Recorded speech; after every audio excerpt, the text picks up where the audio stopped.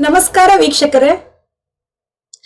ಯಾವುದೇ ಒಂದು ಸಸ್ಯ ಬೆಳೆಯಲು ಅತ್ಯಗತ್ಯವಾಗಿ ಬೇರು ಬೇಕೇ ಬೇಕು ಎಂಬುದನ್ನು ಈ ದಿನ ಒಂದು ಸರಳ ಪ್ರಯೋಗದ ಮೂಲಕ ತಿಳಿಯೋಣ ಬನ್ನಿ.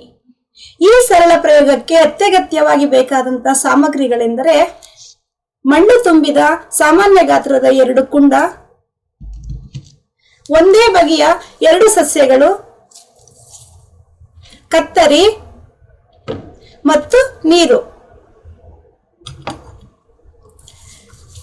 ಬಯಲು ಪ್ರದೇಶದಲ್ಲಿ ಬೆಳೆದಿರುವಂತಹ ಬೇರು ಸಮೇತ 2 ಸಸ್ಯಗಳನ್ನು ಕಿತ್ತು ತಂದಿದ್ದೇನೆ. ಅದರಲ್ಲಿ ಬೇರಿರುವಂತಹ ಒಂದು ಸಸ್ಯವನ್ನು ಎ ಕುಂಡದಲ್ಲಿ ನೆಡುತ್ತಿದ್ದೇನೆ, ವೀಕ್ಷಿಸಿ.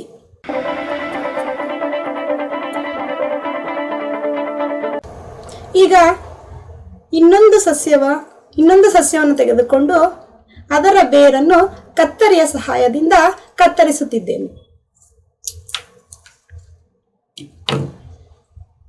ಆ ಸಸ್ಯವನ್ನು ಬಿ ಕುಂಡದಲ್ಲಿ ನೆಡುತ್ತಿದ್ದೇನೆ.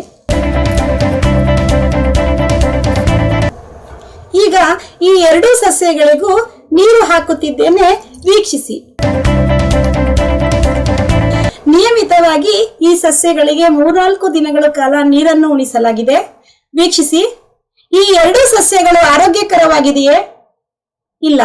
ಯಾಕಂದ್ರೆ ಎ ಕುಂಡದಲ್ಲಿ ನೆಟ್ಟಂತ ಸಸ್ಯಕ್ಕೆ ಬೇರಿತ್ತು, ಹಾಗಾಗಿ ಎ ಕುಂಡದ ಸಸ್ಯ ಆರೋಗ್ಯಕರವಾಗಿ ಬೆಳೆಯುತ್ತಿದೆ.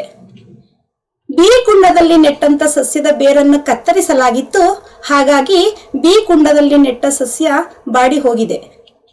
ಹಾಗಾಗಿ ಯಾವುದೇ ಒಂದು ಸಸ್ಯ ಬೆಳೆಯಲು ಅತ್ಯಗತ್ಯವಾಗಿ ಬೇರು ಬೇಕೇ ಬೇಕು. ಧನ್ಯವಾದಗಳು.